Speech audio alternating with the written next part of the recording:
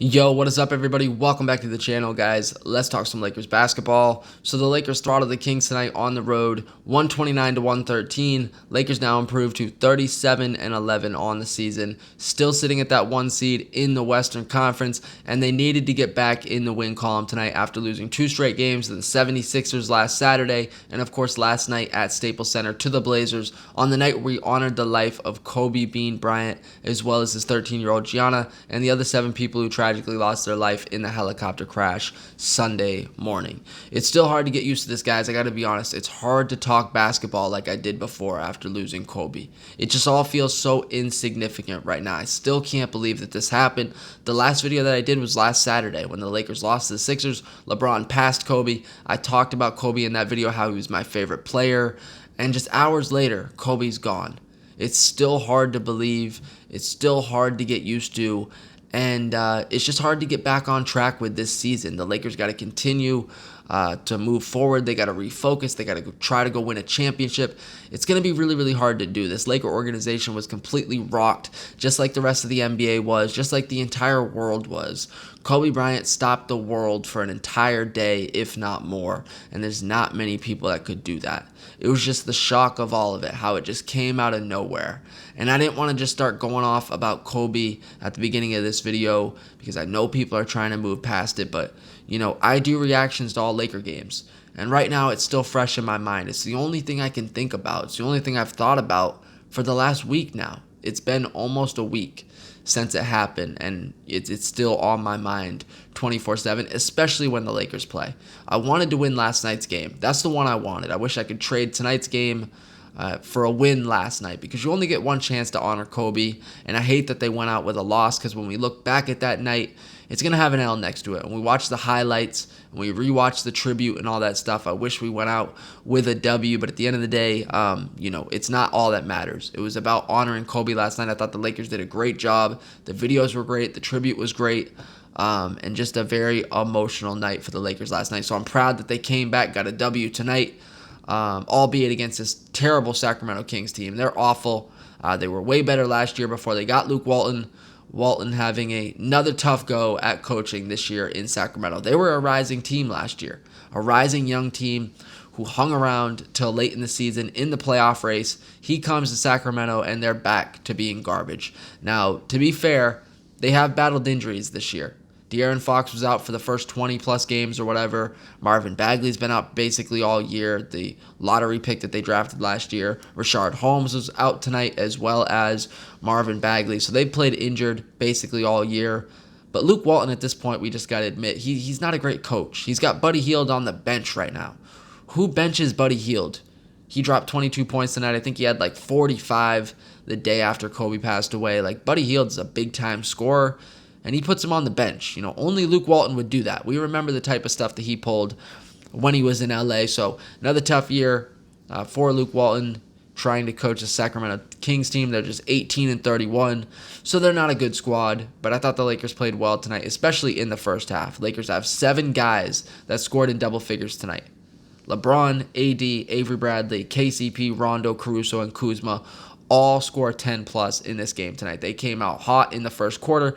They got up 25-10, and they never looked back. They were up 44-22 at the end of the first quarter, and man, were they red hot in the first quarter from the field. They were 16 of 23 from the field. They were 7 of 11 from the three-point line. They had 12 assists in the first quarter alone. 6 of those were LeBron's, and Avery Bradley, probably the best first quarter of his career, 16 points on 4 of 5 from the three-point line. In the second quarter, LeBron took his rest. It's really the only time that Sacramento got any momentum going. They cut the lead from 22 all the way down to 12, and at that point, Caruso and KCP both stepped up. They each hit 2 big threes apiece, extended that lead back up to 20. LA went on a 15-5 run, and the Lakers ended up taking an 81-64 lead into halftime. 81 points, the most points the Lakers have scored in any half all season long. So Lakers have been putting up huge numbers in the first half over the last 4 or 5 games. They were 14 of 24 from the three-point line in the first half alone. 14 of 24, which is just crazy. They were 60% from the field in the first half. They had 26 assists in the first half tonight. That's wild right there. 26 assists in a half. You only played 24 minutes in a half, and the Lakers had 26 assists. That's incredible right there. That's crazy, 26 assists.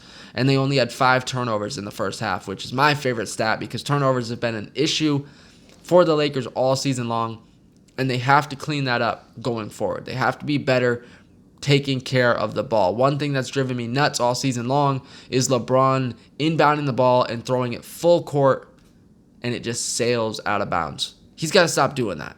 All right, he's got to pick his spots when he's going to throw it full court to AD. He's got to be more accurate with it. Too many times he's inbounding the ball and just throwing it the length of the court, and it just sails straight out of bounds. A lot of these turnovers are preventable, and the Lakers, when it comes down to it against the better teams in the league, they're not going to be able to have 15 or 20 turnovers in a game and expect to win those. So Lakers in the first half shot the hell out of the ball. They only had 5 turnovers, and they took a 17-point lead into the second half. They did not play great in the second half tonight, just 48 points. They shot just 5 of 19 from the three-point line. They had just 7 assists in the second half. So 26 assists in the first half, just 7 in the second half. They had 9 turnovers in the second half, and they shot just 40%. So a huge first half for the Lakers, a not-so-great second half where they scored just 48 points, but they still walk out of here with a pretty easy 16-point win. And I thought, as a whole, they played pretty good tonight. 7 guys in double figures. LeBron leads the way with a triple-double, 15 points, 11 assists, 10 rebounds. He was just 6 of 15 from the field, so last 2 games back, he's been struggling with his shot. Lakers are just rusty. They didn't play for 6 days. Before last night, they hadn't played at Staples Center in 16 days. So Lakers are still trying to get back into the flow of things, trying to get back in a rhythm. Everything that's going on, it's to be expected. But LeBron overall, pretty solid tonight with a triple-double. He was a plus 33 in just 33 minutes. And then Anthony Davis tonight. This shows that they really moved the ball tonight. AD only had 9 shots, but he scored 21 points, 6 assists, 4 rebounds, 2 steals, and a block. So AD, Mr. Consistent, shows up every single night and give the Lakers big production. He was a plus 20 in 29 minutes. So that's another positive for the Lakers. Their 2 stars didn't have to play big minutes tonight. LeBron 33 and AD 29. Avery Bradley, like I said, he had a huge first half tonight. Not so great in the second half, but he still ends with 19 points, 7 of 13 from the field. He was a plus 21, but just 1 of 5 from the field in the second half because Avery Bradley was on his way to having a monster game tonight after a 16-point first quarter where he could not miss from the field. Lakers as a whole got 58 bench points tonight, which was huge. KCP, 15 points, 2 rebounds, 2 assists. He was a plus 9. Rajon Rondo, 13 points, 8 rebounds, 3 assists. He was 6 of 11 and a minus 3 in 26 minutes. Rajon Rondo tonight better than he's been over the last couple weeks. He's been pretty dreadful since the game that we played OKC and he balled out against Chris Paul. Seems like Rondo really only shows up when he plays against another guard that he dislikes. So Rondo's a guy that I would be 100% good with replacing, but tonight he did play much better than he's played over the last couple weeks, so I'll take it. Like I already mentioned with KCP, he's been pretty consistent all year long. I've been loving what the Lakers have been getting from him, and he's become a huge asset for this Laker team this year, albeit coming off the bench. I'm just a big fan of the improvement KCP's made from the first 2 years in LA to this year, so I definitely respect that. Alex Caruso tonight, 13 points, 5 of 6 from the field. He was 4 of 5 from the three-point line, or 3 of 4 from the three-point line, and somehow was a minus 13 tonight, which is not normal for Caruso. He usually has a great plus-minus, but 3 of 4 from the three-point line. Caruso's been really good shooting the 3 so far this year. I think he's over 40%. I'd have to look it up, but another nice game for Caruso tonight. He's dealing with an injury, I believe a knee injury. He was questionable coming in, ended up playing, obviously, so hopefully it's not going to be any issue for him going forward because the Lakers definitely need him in the lineup. And then Kyle Kuzma tonight, 12 points and 4 of 10 from the field. Kuzma got a lot of slack last night for his 4 turnovers off the bench, but I don't think people really gave him his props for getting 15 rebounds last night. I thought Kuzma showed a lot of effort. He was one of the few players last night that I thought really wanted to win. Now, I understand why the Lakers fans give him a lot of crap because he's very out of control throughout most of the game. And it reminds me of Julius Randle. He just bull rushes in out of control a lot of times, gets a charge and turns the ball over, and he's out of control. His game is not pretty, right? But I think Kuzma does compete. I do think he plays with a lot of effort. And tonight 12 points, 4 of 10, nothing special. But last night I thought he played a lot better than people gave him credit for, and we'll see what's going to happen with Kuz going forward. He's our most valuable trade piece, so are the Lakers going to get rid of him? I would be open to it if the Lakers could get a good deal. I think the Lakers got to make some type of move. I think they're a really good team right now at 37-11, but I think they have to make some type of move to be, put themselves over the top. Because I think as constructed, I'm not sure this Laker team could win a championship. I'm just not sure about it. I haven't seen enough against the other top-tier teams. We know at this point the Lakers can beat all the bottom feeders. We know that now, but that's not who you're going to be playing in the playoffs, right? So we're going to have to see them beat Milwaukee, beat the Clippers, beat Toronto, beat the Celtics, who they play again here in about a week and a half. So I need to see more from the Lakers. They haven't really shown up when adversity hits, just like last night. The night that they're honoring Kobe. Now, I understand the whole, everything surrounding that game. I understand the emotion. I get it. But a lot of players around the league loved Kobe, and everybody's hurting right now. Damian Lillard loved Kobe. And I feel more bad for the Laker organization. I feel for these players. It's a lot to deal with, but I think, in my opinion, it's tougher for Jeannie and Rob and all those guys than it is for the players, who, to me, it's kind of the same thing as what the rest of the players around the league are feeling. Kawhi was close with him. Giannis was close with him. Kyrie was really close with him. Harden, Westbrook, all these guys. Kobe mentored a lot of players in today's generation, and they all looked up to him, and they're all hurting. Players around the league are all hurting after the loss of Kobe.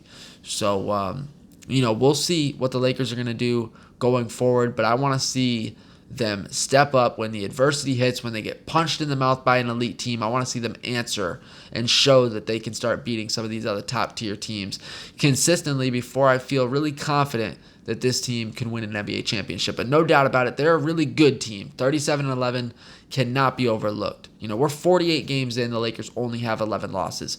By the way, the Lakers tonight matched their season win total from last season, just 37 wins last year. So Lakers have already matched last season's wins total. So that's something. How do we complain when we had 37 wins last year and we already have 37 wins this year, late January, or I guess it's February 1st today. My bad. You can't complain, but this team is title or bust this year, obviously, and I think probably they are one piece away from legitimately having a chance to win a championship. But we'll see. Good win tonight. Way to bounce back. I'm proud of this team. A lot of stuff going on, obviously. Everybody's still hurting with the loss of Kobe. It's just crazy, man. I still can't believe it. It sucks. It's horrible. And, I just never thought that this would be a topic of conversation. I never thought this would be something that I was even talking about. I think just the fact that it came out of nowhere. It's one thing for somebody to die of old age. They lived a long life. They were sick. You saw it coming. But just the sudden shock of this is what just makes it that much worse. The fact that it came out of nowhere, completely unexpected. Nobody saw this coming, and it just hit Laker Nation, hit the rest of the NBA. Really, really hard. So it's going to take a while till it gets back to normal. It feels like there was a shift in the universe when Kobe died. That's how it feels to me. Everything has felt different for the last 6 days. So, hopefully we can get back into the flow of things. Hopefully Laker basketball will start feeling fun again to me as the season goes on. But right now, definitely still hurting with the loss of Kobe Bryant. But proud of the Lakers tonight. They stepped up. They got a win on the road. They were 6 for 6 this year, sweeping back-to-backs. Didn't do it this time after losing to Portland last night, but they're still 6-1 for sweeping back-to-backs this year. So pretty damn good. So what's that? 13-1 this year in back-to-back sets. So that's a pretty good sign right there. Anyways, guys, let me know what you thought of this Lakers and Kings game. Give me your thoughts on this Laker team. What move do they have to make? Do they need another piece? Can this team win a championship as currently constructed? And give me your thoughts on Kobe. Any comments you want to leave down below in the comment section.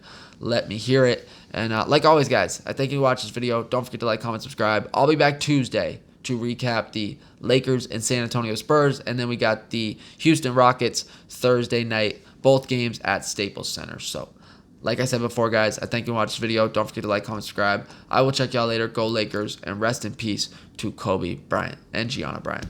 Peace out, guys.